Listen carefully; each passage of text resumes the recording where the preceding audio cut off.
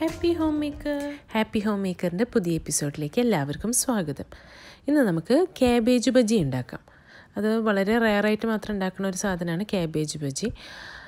അപ്പോൾ നിങ്ങൾക്ക് എൻ്റെ വീഡിയോ ഇഷ്ടപ്പെടുകയാണെങ്കിൽ ലൈക്ക് ചെയ്യാനും ഷെയർ ചെയ്യാനും സബ്സ്ക്രൈബ് ചെയ്യാനും മറക്കരുത്. അപ്പോൾ നമുക്ക് ഇതിന് വേണ്ട സാധനങ്ങൾ ബജി ഉണ്ടാക്കാനായിട്ട് കാബേജ്, ഒരു ബൗൾ കാബേജ് വേണം. പിന്നെ ഒരു 1/4 ബൗളോളം ക്യാപ്സിക്കം ചെറുതായിട്ട് അരിഞ്ഞത് വേണം. പിന്നെ വേണ്ടത് ഒരു സവാള ചെറുതായിട്ട് അരിഞ്ഞത്, മഞ്ഞൾപ്പൊടി 1 സ്പൂൺ, ഉപ്പ് ആവശ്യത്തിന്, പിന്നെ പച്ചമുളക് 2 ഞാൻ ഇവിടെ എടുത്തിരിക്കുന്നത്, എരിവിനനുസരിച്ച് കൂട്ടാം. പിന്നെ ഇഞ്ചി ചെറിയൊരു കഷ്ണം ചെറുതായി അരിഞ്ഞത്. പിന്നെ മിക്സിലേക്ക് വേണ്ടത് ഉപ്പ് വേണം. പിന്നെ അരിപ്പൊടി 1 സ്പൂൺ, ഒരു 1/2 ബൗള് കടലപ്പൊടി, പിന്നെ കായം 1/4 സ്പൂൺ കായം. ഇത്രയും സാധനങ്ങളാണ് നമുക്ക് വേണ്ടത്. പിന്നെ ഫ്രൈ ചെയ്യാനായിട്ടുള്ള ഓയിലും. അപ്പോൾ ആദ്യം തന്നെ നമ്മൾ ഈ ക്യാബേജിന്, ക്യാപ്സിക്കത്തിനും, ഇഞ്ചി, പച്ചമുളക്, ഉപ്പ്, മഞ്ഞൾപ്പൊടി ഇത്രയും ഇട്ടിട്ട് നമ്മളിതിനെ ഒന്ന് വേവിച്ചെടുക്കാം. അപ്പോൾ ഈ മിക്സുകളൊക്കെ നന്നായിട്ടൊന്ന് മിക്സ് ചെയ്ത് കൊടുക്കാം. എന്നിട്ട് ഇതിനെ നമുക്ക് ഒരു ലിഡ് വെച്ചിട്ട് ഒന്ന് മൂടി വെച്ച് വേവിക്കാം. വേണമെന്ന് വെച്ചിട്ടുണ്ടെങ്കിൽ മാത്രം ഇതിലേക്ക് വെള്ളം ചേർത്താൽ മതി. അടി പിടിക്കുന്നു തോന്നുകയാണെങ്കിൽ മാത്രം. ഇടയ്ക്ക് ഇതൊന്ന് തുറന്ന് നോക്കുക.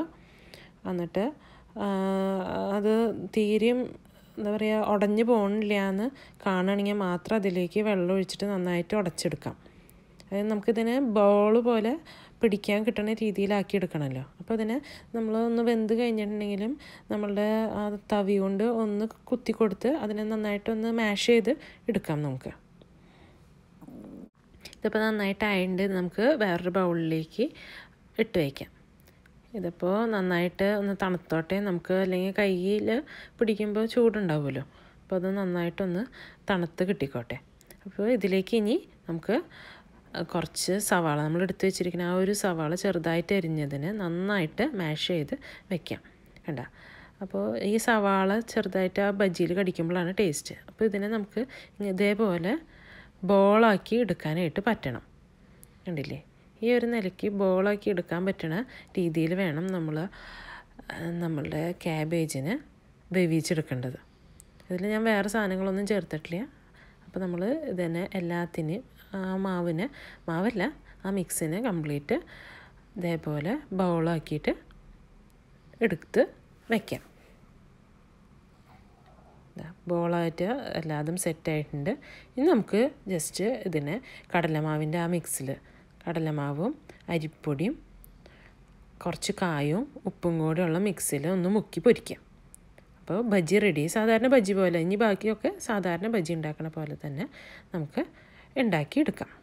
അപ്പോൾ മാവ് ഉണ്ടാക്കാനായിട്ട് ഞാൻ ഇവിടെ 1/2 ബൗള് കടലപ്പൊടി എടുത്തിട്ടുണ്ട്. ഒരു 1/4 സ്പൂണോളം കായം പൊടിച്ചത് ഇട്ട് കൊടുക്കാം. നല്ലൊരു മണത്തിന് വേണ്ടിയിട്ടാണ്. പിന്നെ ഇതിലേക്ക് അരിപ്പൊടി 1 സ്പൂൺ അരിപ്പൊടി, കുറേയൊന്നും ഇടണ്ട, അതിൻ്റെ ആ ഒരു ക്രിസ്പിനെസ്സിന് വേണ്ടിയിട്ട് മാത്രമാണ് 1 സ്പൂൺ അരിപ്പൊടി ഇട്ട് ഉപ്പും ഇട്ട് നന്നായിട്ടൊന്ന് മിക്സ് ചെയ്ത് കൊടുക്കാം.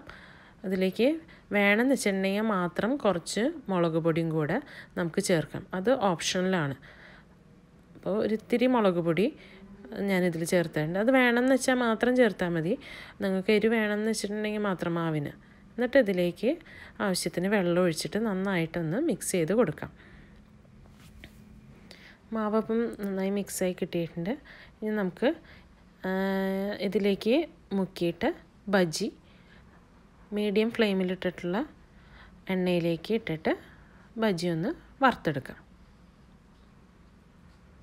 ആ ബജിയുമ കോട്ട് ചെയ്യാവുന്ന രീതിയിൽ നമ്മൾ മാവിനെ ആക്കിയാൽ മതി. എന്നിട്ട് ഇതിനെ നമുക്ക് വറുത്തെടുക്കാം. കണ്ടില്ലേ, ഇതേപോലെ ലോ ഫ്ലെയിമിലിട്ടിട്ട് നമുക്കത് വറുത്തെടുക്കാം. അത് നമുക്ക് മയണൈസിൻ്റെ കൂടെയോ ഒക്കെ കെച്ചപ്പിൻ്റെ കൂടെയൊക്കെ കഴിക്കാൻ പറ്റുന്ന നല്ലൊരു ടേസ്റ്റി ആയിട്ടുള്ളൊരു ഡിഷാണ്. എല്ലാവരും ഇത് ട്രൈ ചെയ്ത് നോക്കി കമൻറ്റ് ചെയ്യണം. Thank you. Don't forget to like, subscribe and comment. Bye-bye. Have a nice day.